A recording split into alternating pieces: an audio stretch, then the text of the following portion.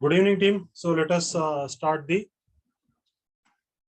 theory classes from today. So training on statutory audits for vendor compliance.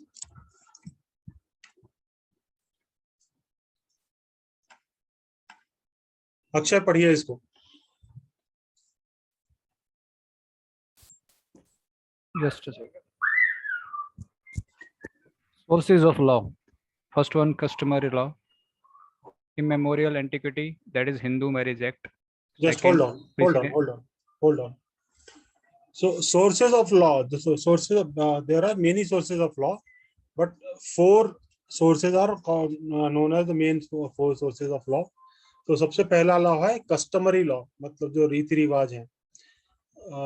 जैसे कि इसमें क्या है, इमेमोरेबल एंटिक्विटी, मतलब कि याद ही नहीं है कि ये रीति रिवाज या फिर ये जो कस्टम्स हैं ये कब से शुरू हुए, कब से चले आ रहे हैं. और इसका उदाहरण है जैसे हिंदू मैरिज एक्ट. हिंदुओं का विवाह कब से चालू हुआ, किस तारीख से चालू हुआ, किसी को कोई जानकारी नहीं है इसका. ये बहुत ही प्राचीन कस्टम है, बहुत ही प्राचीन परंपरा है. तो इसी तरह से परंपरागत जो विधियां हैं, कानून हैं, उन्हें कस्टमरी लॉ कहा जाता है. Next, second is precedent. Shally, you read precedents. Okay, sir. A principle or rule is established in a previous legal case that is either binding on or going to courts for a tribunal when deciding subsequent cases with issues. So there are two. First is national descendi and second is obiter dicta. Okay, hold on. First is related to the case. Just hold on, Shally, just wait. आपका network area, थोड़ा network area में आ जाओ, आपका voice break हो रहा था. So precedents, sometimes it is also called as judicial precedents. Precedents मतलब प्रिंसिपल्स और rules set by rule established और सेट.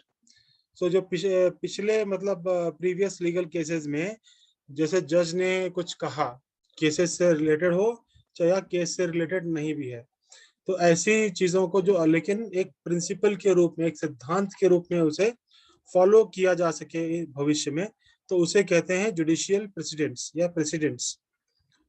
तो प्रेसिडेंट्स दो तरह के होते हैं. Number one is ratio decidendi और number two is obiter dicta. So ratio decidendi मतलब जो कि जैसे मान लो जो केस चल रहा है उसी के बारे में कोई सिद्धांत प्रतिपादित किया गया हो तो उसे कहते हैं रेशियो डिसिडेंडी.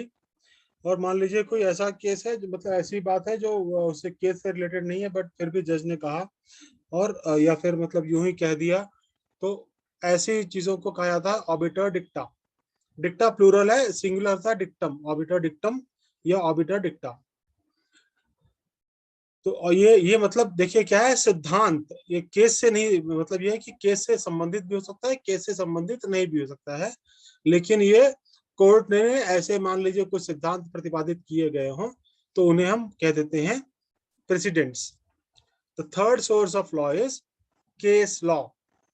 केस लॉ मतलब पहले कभी, अभी जैसे मान लीजिए आज कोर्ट में कोई केस आया है तो उस केस से संबंधित पहले कोई केस रहा, संबंधित मतलब उसी तरह का, संबंध होना आवश्यक नहीं है, संबंध नहीं भी होता है, लेकिन मान लीजिए उसी तरह का केस है. जैसे मान लीजिए कोई मर्डर केस है, तो मर्डर केस में ये हुआ कि भाई जो बदमाश हैं वो घर में घुसे और गोलियां चलाकर निकल आए. तो इस तरह का पहले भी कोई केस हुआ होगा, तो उसमें क्या दंड दिए गए थे, वही उन्हीं दंडों का प्राविधान इसमें मांग लिया जाता है.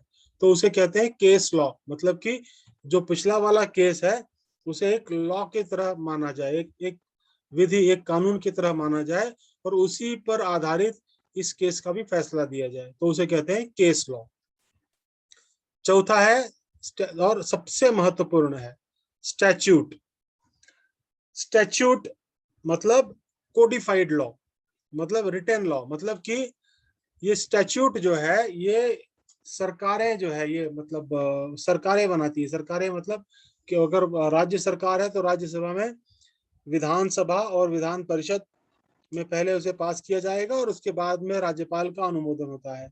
और अगर केंद्र सरकार बना रही है तो लोकसभा, उसके बाद राज्यसभा और फिर अंत में राष्ट्रपति उसको अनुमोदित करते हैं। अच्छा, राष्ट्रपति या राज्यपाल के अनुमोदित होने के बाद में फिर वो नोटिफिकेशन निकलता है गजट में। स्टेट का है तो स्टेट के ऑफिशियल गजट में निकलेगा, और अगर केंद्र का है तो केंद्र के ऑफिशियल गजट में निकलेगा। Any doubt in this slide? Any doubts? No, sir.